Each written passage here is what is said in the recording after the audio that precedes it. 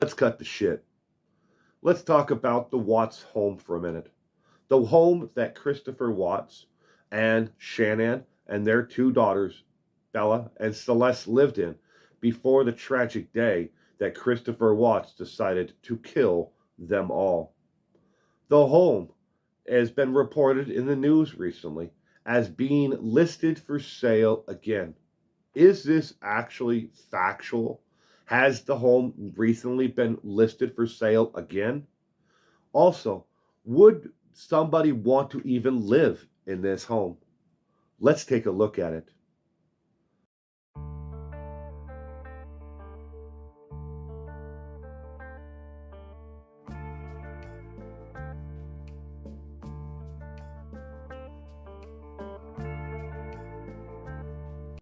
Let's first start off with, would anybody want to live in that home, knowing what actually happened in that home? Well, in 2021, and that year alone, ladies and gentlemen, in the United States, over 31,115 homes, over that, because 86 additional homes had not finished the closing of the home. But on top of that, those are the homes that people lived in, bought, purchased, and sold where they knew someone was murdered in the actual home. Over 31,000 homes where somebody was murdered in it, sold in 2021 alone. There is an entire industry of agents out there that sell what they call distressed homes. There's nothing wrong with the home itself. It's just a story of, has been attached to it. In this case, Christopher Watts murdering his wife in the home and then taking his two daughters elsewhere to murder them. That is attached to that home. It will always be the Watts home. Somebody else may move into it, change the color of the home, remodel the home altogether, but it will always still be the Watts home. Would anybody want to live in the home? Right now, there is such a high demand in the area for homes that the home that Christopher Watts and Shannon purchased for just north of $430,000 is being sold on an open bid process. Starting bid $660,000. According to several online, agents that I contacted, they believe the final sale price will be close to $700 or $725,000 for the home. There are over 200 families right now who are looking to relocate into the Frederick area, and there are no available homes for them at this time. The area is growing so fast they cannot build homes fast enough. And even with today's lumber prices, they could not produce the same home in the same quality, 5 bedrooms, 4 bath home with all the upgrades that the Watts family home has for under $400,000. So the home is definitely has a lot of interest. Now, it is only being sold to those who can prove to the actual mortgage and real estate company that has it, Rocket Homes LLC, that they have the means to pay for the home and they do not need what's called a hard stress loan or a hard equity loan. They are only taking either cash offers only or somebody who has been pre-approved for above beyond the actual value of the home and what it's being sold for. Likewise, they are not showing it to the general public. They have done what's called a virtual tour of the home.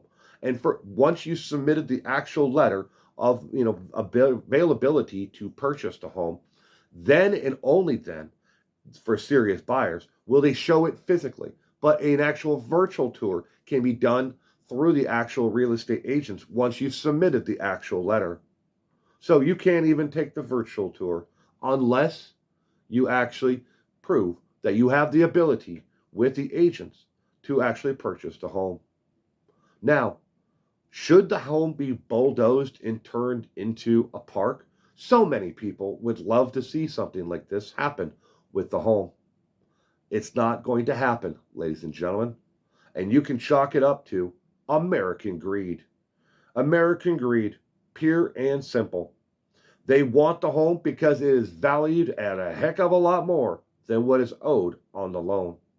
Now, Christopher Watts and the family that he killed defaulted on the loan. The home went into foreclosure and is gone. Christopher Watts will gain nothing from the home, nor will the Watts family at all. The Rooscheks do have a lien against the home and the actual, a settlement against Christopher Watts that has been awarded to them. But will they see any part of the actual sale? It does not look like it at this point. The only asset that a-hole had is gone. Now, should someone actually buy the home, what will they do with it? Will they repaint it, the outside of it, to change the exterior color or design? Well, within actual reason. It is in a homeowners association, an HOA. They do require that it be only of a certain palette color on the outside, and they can only do so much to the actual design of the home on the outside to change its appearance. But it will always be the Watts home. But it is for sale. And the last question, has the home always been for sale or not? Yes is the answer to that. The only thing the listing agent company and the mortgage holder did was stop the bidding process for the home. It has always been for sale. For anyone who walked in with $770,000 in approved funds could have purchased a home at any point in time. The hedge fund who actually owns it, which is part of Rocket Homes LLC, they would have taken $770,000 for the home at any time from the time that it went into foreclosure to now. But now it is up for bid again. And at the last check, the day before making this video, there have been no less than a dozen different groups or hedge funds who are interested in purchasing the home and would like to be in on the initial bid of $660,000 for the home. Has the MSL listing for the home ever been deactivated? The answer to that is no, it hasn't. Again, the only thing they stopped was the bidding process. The home was delisted as in for sale, actively being shown and actively being, put forth to potential buyers. But again, anyone with $770,000 could have purchased a home. The Watts purchased it for just north of $430,000. And now it's worth at least $725,000 to $770,000. Again, Christopher Watts gets nothing. What he deserves is death. And he will rot away there in the Dodge Correction Center with absolutely no chance of ever seeing his home. To answer one additional small question, yes, some of the inside has been changed, and they will not be showing that to the general public. And those who do take an actual physical tour of the inside of the home will not be allowed to use cameras to take video or to take photographs. They can, once they purchase the home, show you what has been changed on the inside. Thank you very much for joining me today. You have a wonderful weekend. Hey, you've made it to the end of another video. You can go ahead and watch more content here and subscribe here. Thank you.